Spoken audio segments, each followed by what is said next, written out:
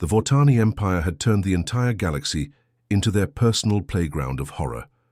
For 3,000 long years, these massive reptilian creatures ruled with an iron fist that never showed mercy. Their battleships were the size of small moons, dark metal giants that blotted out the sun wherever they appeared. When a world saw those shadows falling across their sky, they knew their freedom was over. These weren't just conquerors who wanted land or resources. The Vortani were something far worse. They looked at every other living species in the galaxy, like farmers look at cattle. To them, intelligent beings were just meat to be harvested, test subjects for their sick experiments, or slaves to work, until they dropped dead from exhaustion. The worst part wasn't even the killing. It was how systematic they made everything. The Vortani had perfected the art of breaking entire civilizations. They would arrive at a planet and immediately target the strongest, smartest, and most rebellious individuals. These people would disappear into the Empire's biolabs, never to be seen again. What came back weren't even recognizable as the same species anymore. On Kepler 7, a world that had once been covered in beautiful crystal forests, the insectoid, Dra'kari now spent their entire lives underground. These bug-like creatures had originally been peaceful traders who loved art and music. Now they worked 20 hours every single day in the dark crystal mines, their delicate wings clipped so they couldn't fly, their songs silenced forever. The Vortani had discovered that Dra'kari children had a unique brain chemistry that made them perfect for neural experiments. So every month, Imperial soldiers would march through the mining camps and randomly select youngsters to take away. The parents could only watch and weep, knowing they would never see their children again. The ocean world of Tiamat Prime told an even more heartbreaking story. The Zarneks had built the most beautiful underwater cities in the known galaxy. There, coral architecture grew in impossible spirals and curves, creating homes that were like living art. These aquatic people had never known war before the Vortani came. They were philosophers and healers who spent their time exploring the deepest trenches of their world's oceans and composing epic poems about the mysteries they found there. But the Vortani didn't care about beauty or art. They discovered that the Zarnek's coral cities contained a rare mineral that made their weapons more powerful, so they brought in massive underwater mining machines that tore apart thousands of years of growth in just a few days. The Zarneks were forced to watch as their ancestors' graves and their children's nurseries were ground into dust for the Empire's war machine. Those who protested were dragged to the surface and left to suffocate in the air, their bodies displayed as warnings to the others. This same story played out on 1,000 different worlds. The proud warrior clans of Rigel IV were forced to fight, each other in gladiator pits for Vortani entertainment. The brilliant scientists of the Andromeda research stations were made to develop new ways to torture and control their own people. The peaceful farming communities of the Outer Rim had their crops poisoned and were forced to grow drugs that the Vortani used to keep other slave populations docile and controllable. What made it all even more horrible was how the Vortani had learned from history. They knew that if they left any hope alive, eventually someone would try to fight back.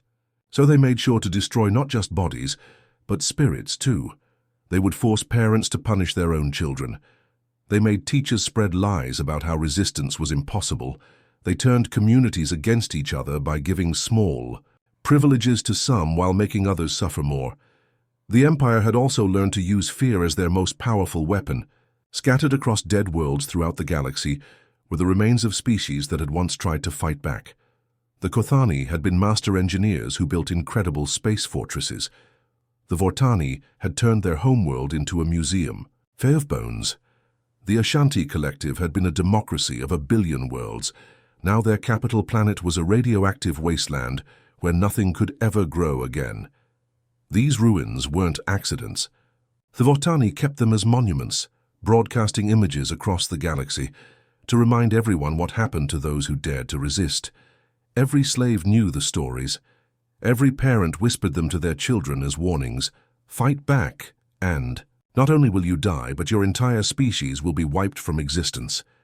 After 3,000 years of this nightmare, hope had become a foreign concept. Most people couldn't even imagine what freedom would look like anymore. the Vortani Empire, seemed as permanent and unchangeable as the laws of physics themselves. They had crushed every rebellion, destroyed every army, and broken every spirit that had ever stood against them.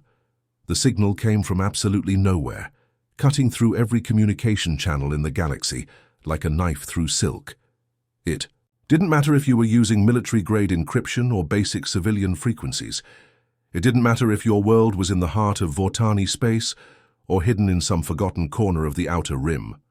Every single device capable of receiving transmissions suddenly carried the same clear, determined voice. This is Captain Quan of the Terran vessel Rising Dawn. To all enslaved peoples of the galaxy, hear this message. Earth has not fallen. Humanity endures. We are coming for you.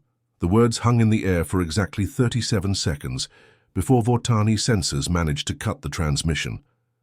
But 37 seconds was more than enough. Those words had already traveled to every corner of the galaxy, reaching billions of ears that hadn't heard anything like hope in generations. On mining platforms deep in asteroid belts, Nexari workers stopped their drilling and looked at each other with wide, confused eyes. On the underwater cities of Tiamat Prime, Zarnek citizens whispered the strange word to each other. Humanity. What was humanity? In the slave markets of Vega Station, traders frantically searched their databases for any mention of this mysterious species called humans or this place called Earth. The result was always the same. Nothing. No records, no files, no mention anywhere in the vast Imperial archives. It was as if this entire species had simply never existed. Some people wondered if it was just a mistake, maybe some desperate rebel group making up fake names to try and inspire false hope. Others thought it might be a Vortani trick, a new way to identify and eliminate potential troublemakers. But deep down, something about that voice felt different. Captain Quan had spoken with such calm confidence, such absolute certainty. There was no desperation in those words, no pleading or anger, just a simple statement of fact delivered like someone announcing what they planned to have for dinner. We are coming. Not we hope to come, or we will try to come, we are coming. In the gleaming command centers of Vortani Prime, the Empire's highest officials were having a very different reaction. At first, they laughed, some unknown species making threats against the mighty Vortani Empire. It was almost insulting in how ridiculous it sounded. Admiral Zhou, the Empire's most feared military commander, actually chuckled when his subordinates brought him the transmission. Find whoever sent this pathetic message and make an example of them, he ordered with a dismissive wave of his massive clawed hand. Some slave somewhere has obviously gotten access to communication equipment, probably stolen it during a transport mishap. But then the reports started coming in.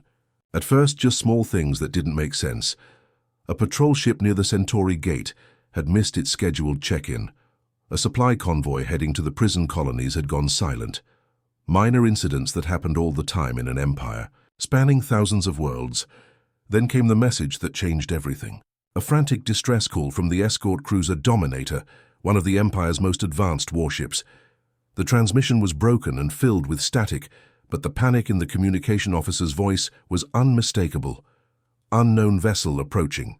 Impossible speed. Our weapons aren't. Shields are failing.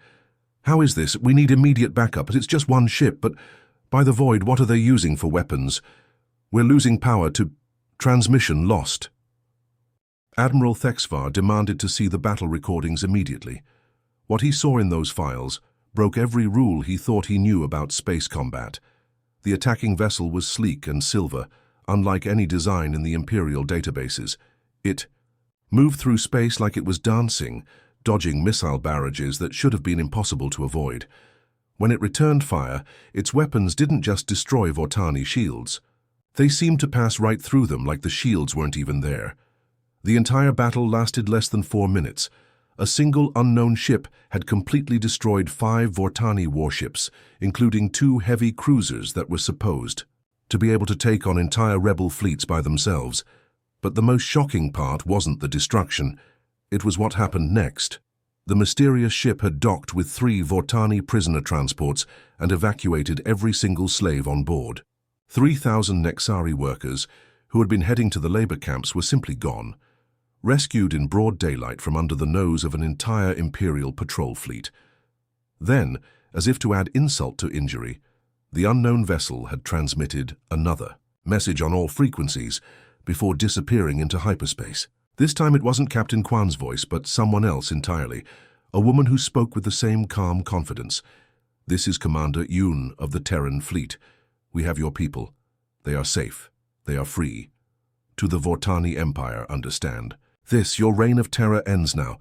We know where you are, we know how you think, we know your weaknesses, and we are no longer hiding." Admiral Thexvar found himself staring at empty space, where 5 of his best ships had been just minutes before.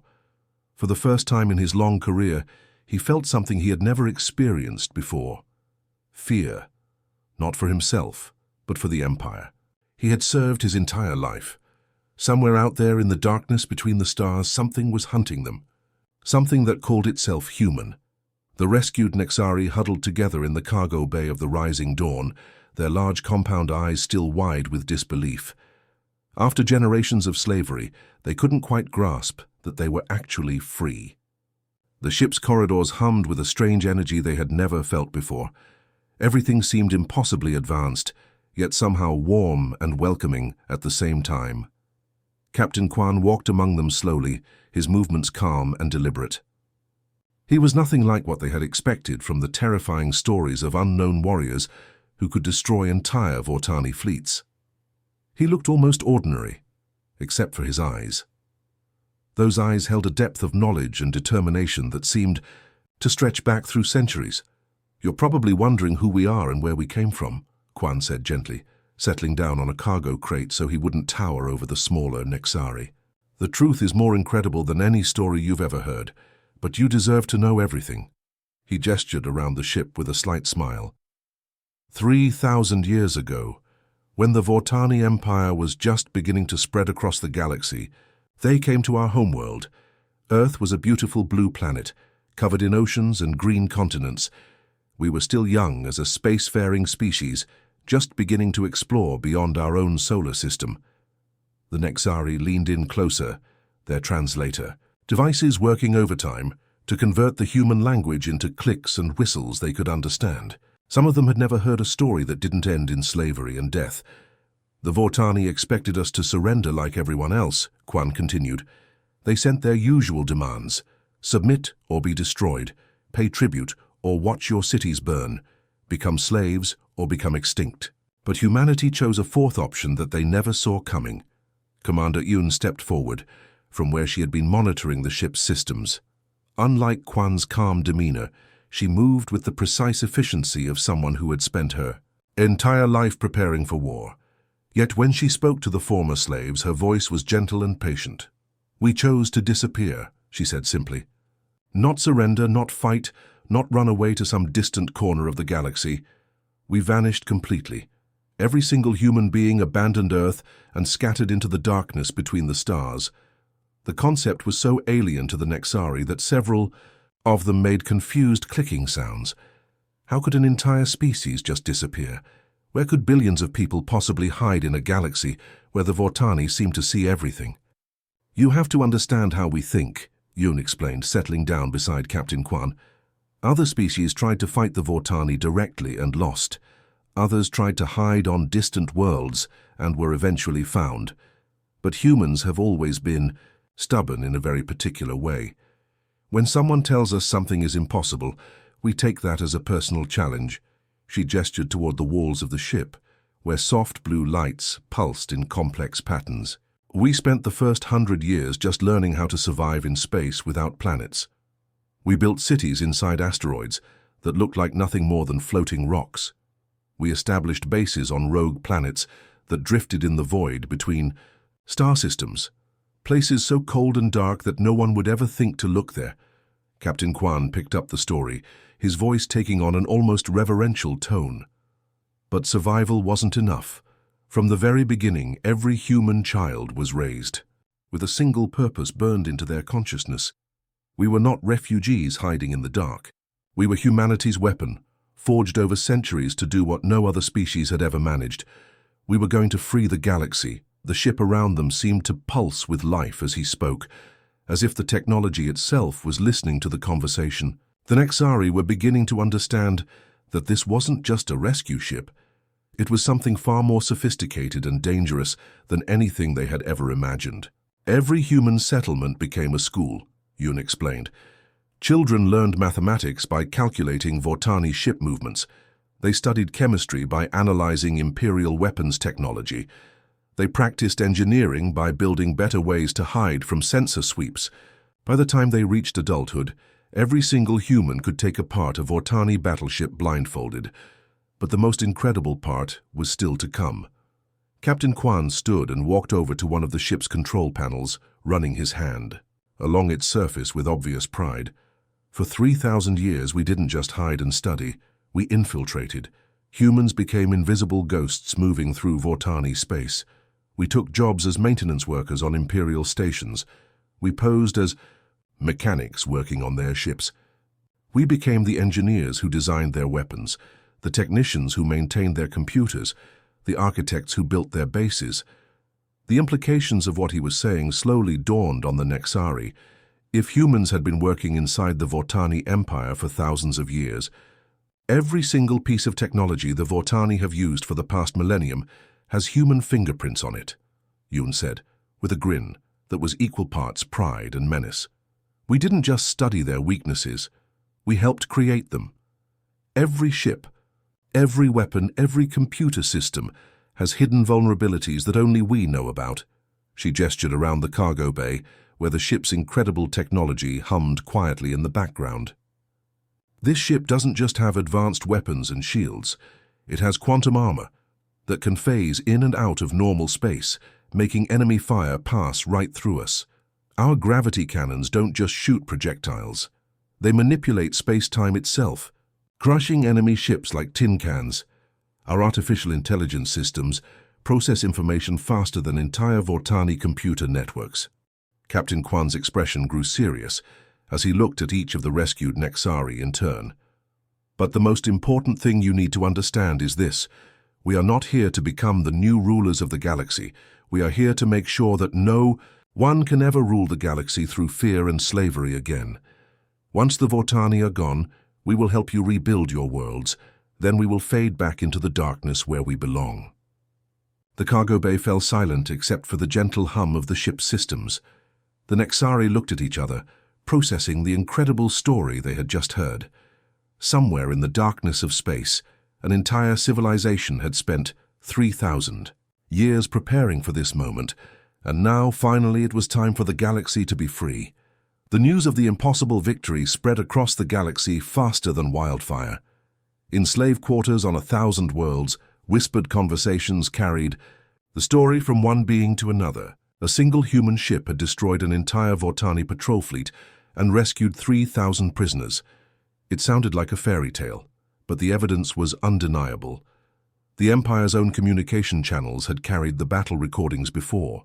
They could be suppressed. For the first time in 1,000 years, enslaved beings across the galaxy began to look up at the stars with something other than despair. If one ship could do that much damage, maybe the Vortani weren't as invincible as everyone believed. Maybe, just maybe, there was actually hope for freedom. On Kepler 7, the Nexari miners began gathering in secret groups during their few precious hours of rest. These insectoid workers had spent generations believing that resistance meant certain death, not just for themselves, but for their entire species. But now they whispered different words to each other in the darkness of the crystal mines. If the humans could fight back, why couldn't they? It started small. A drill bit accidentally damaged beyond repair. A support beam mysteriously weakened until it collapsed and blocked a major tunnel. Mining quotas began falling short as equipment suffered one breakdown after another. The Vortani overseers grew frustrated and angry, but they couldn't figure out what was going wrong. The sabotage was too subtle, too cleverly hidden to trace back to any individual worker. Meanwhile, in the deep ocean cities of Tiamat Prime, the Zarneks were planning something far more dramatic. These aquatic beings had watched helplessly for decades as their ancestral coral homes were ground into dust by Imperial mining machines. But now they remembered that they knew these oceans better than any surface dweller ever could. The underwater Vortani bases were built for efficiency, not defense against creatures who could breathe water and move through the crushing depths like they were flying through air. Zarnek's warriors began appearing from the darkest trenches, striking at supply lines and communication cables before vanishing back into the abyss. Base commanders found themselves cut off from each other, isolated and vulnerable in alien waters. They didn't understand. Admiral Zhou received reports of these uprisings with growing rage. This was exactly what he had feared when the first human transmission appeared. One small spark of hope was spreading like a plague across his empire, infecting species that had been peaceful slaves for centuries. His response was swift and brutal. If the slaves wanted to play at rebellion, he would remind them why the Vortani Empire had ruled unchallenged for 3,000 years. He dispatched his most ruthless commanders with orders that left no room for interpretation. Every world that showed signs of resistance would serve as an example to the others. On Kepler-7, Vortani shock troops marched into the mining camps and began executing every 10th worker, whether they had been involved in sabotage or not. Children were dragged from their families and executed in front of their parents. The message was clear. This is what happens when you forget your place. The oceanic cities of Tiamat Prime suffered even worse. Admiral Zhou ordered the deployment of thermal depth charges that boiled entire sections of ocean. Thousands of Zarnek civilians died. In the superheated water, their beautiful coral cities reduced to lifeless rock. The survivors were forced to watch as their world's oceans turned red with the blood of their people. Similar scenes played out on dozens of other worlds. The Vortani had perfected the art of collective punishment over thousands of years. They knew exactly how to break the spirit of an entire species with a few carefully chosen atrocities. For a brief moment, it seemed like the rebellion would collapse before it had truly begun. The cost of resistance was simply too high. Better to live as slaves than to die as martyrs in a hopeless cause. Then Captain Quan's voice cut through the galaxy's despair once again. To all free peoples of the galaxy, this is Captain Quan. Know you are suffering. I know you are afraid. I know the Vortani are making you pay a terrible price for daring to hope. But I need you to understand something very important. You are not alone, you never were. What happened next changed everything. Across the galaxy, space itself seemed to shimmer and bend. From the void between stars, from asteroid fields that had appeared empty for centuries, from the dark side of rogue planets where no life should exist, ships began to appear. Not just one or two vessels, but hundreds of them. Captain Jin's stealth destroyer Silent Vengeance decloaked right in the middle of a Vortani execution squad on Kepler-7.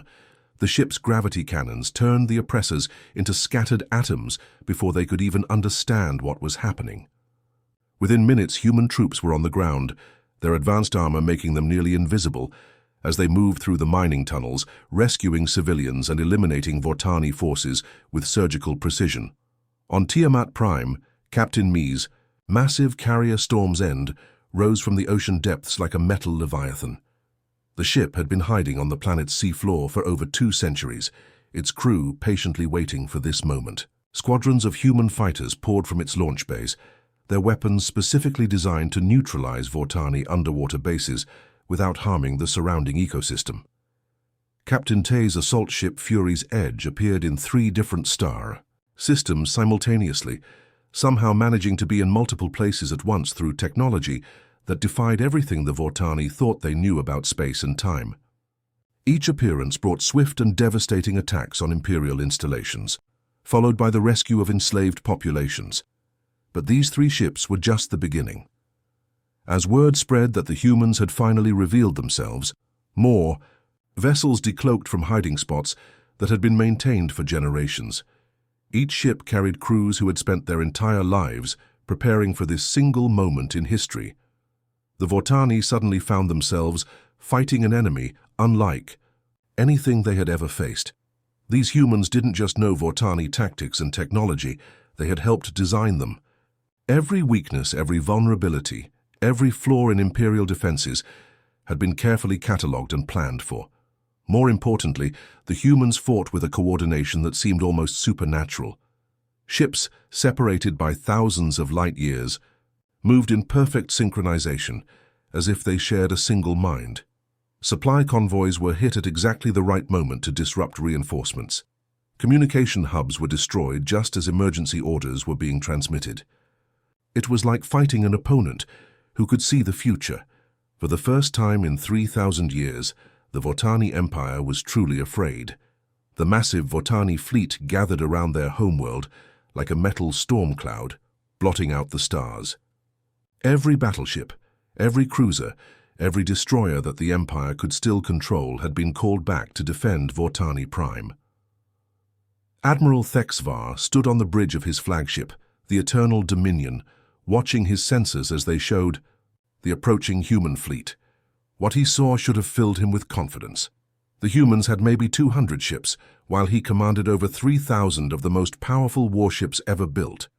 Each Vortani battleship was the size of a small city, armed with weapons that could crack planets and protected by shields that had never been breached. The math was simple. Even if these mysterious humans were skilled fighters, they were outnumbered, 15-1. But Admiral Zhou felt nothing like confidence. Over the past months, he had watched his empire crumble piece by piece. Every battle against the humans had ended in devastating defeat, despite overwhelming Vortani numerical superiority. These creatures fought like they could read minds, anticipating every move and countering every strategy before it could be implemented. Captain Quan's voice cut through the tension on every Vortani bridge simultaneously, somehow overriding their most secure communication channels, as if their encryption was nothing more than a child's toy. Admiral Zhou, this is Captain Quan of the human fleet. I'm going to tell you something that will change how you see everything that's happened. Over the past 3,000 years, your empire was never as strong as you believed. In fact, it was only as strong as we allowed it to be. The Admiral's claws dug into his command chair as he listened. What kind of arrogant nonsense was this? The Vortani Empire had conquered 1,000 worlds through superior technology and overwhelming force. No one had allowed them to do anything.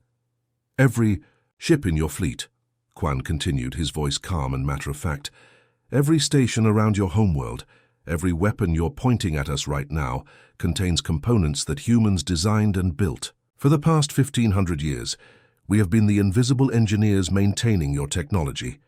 We wrote the software running your computers. We designed the circuits powering your weapons. We installed the processing cores that control your life support systems. Admiral Zhou felt a cold sensation spreading through his chest. It wasn't possible.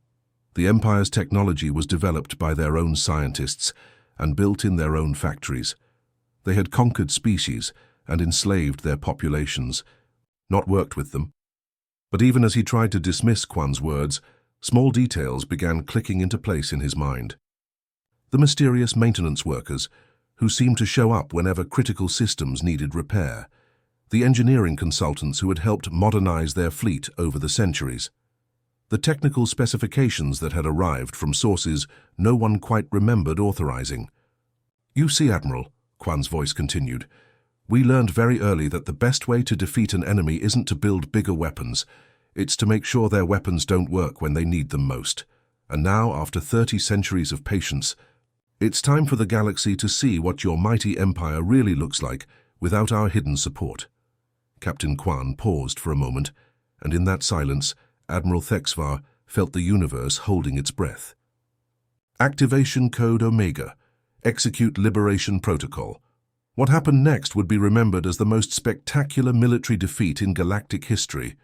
Across the entire Vortani fleet, systems that had worked perfectly for centuries suddenly turned against their operators. Shield generators that had never failed before simply shut down, leaving massive battleships as vulnerable as civilian transports.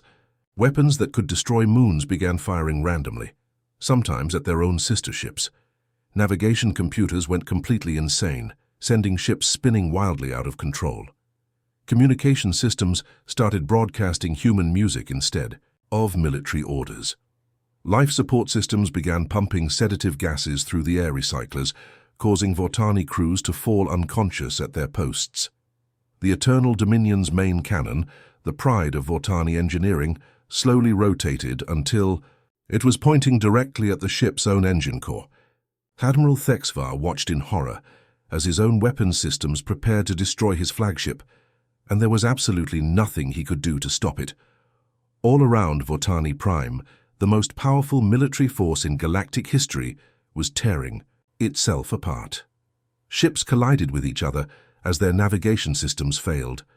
Weapons platforms that had protected the homeworld for millennia began targeting the planet's own defense installations.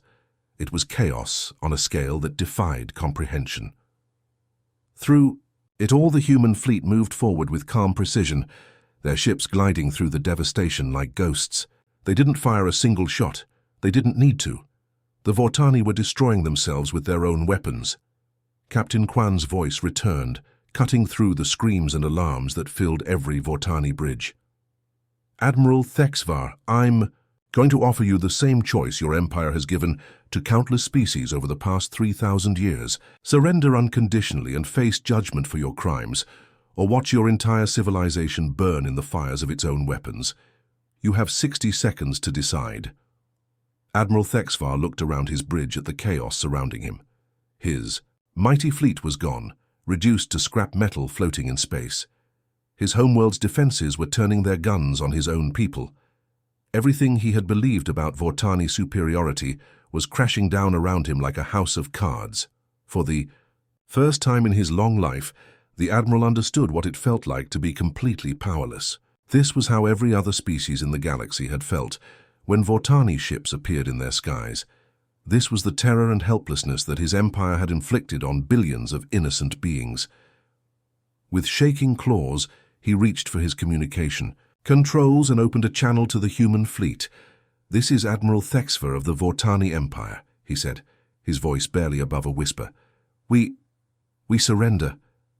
The words echoed across the galaxy on every frequency, carried by the same human technology that had just destroyed the most powerful military force in known space. On 1,000 worlds, in slave camps and mining colonies and underwater cities, beings who had lived their entire lives in fear looked up at screens showing the Vortani fleet's surrender. The age of terror was over. Commander Yun stood beside Captain Quan on the bridge of the rising dawn, watching as liberation celebrations erupted across the galaxy. Former slaves were dancing in the streets of worlds they had thought would never be free. Species that had been separated for centuries were reuniting with their scattered families. "What happens now?" she asked quietly. "We've broken the chains, but rebuilding an entire galaxy is going to be a much bigger challenge." Captain Quan smiled as he watched the feeds from across space, showing beings experiencing freedom for the first time in their lives. "Now comes the hard part," he said, "but also the most important part. We help them rebuild, we teach them to govern themselves, and then, when they're ready, we fade back into the darkness where we belong. The galaxy doesn't need new rulers, it needs to learn how to be free."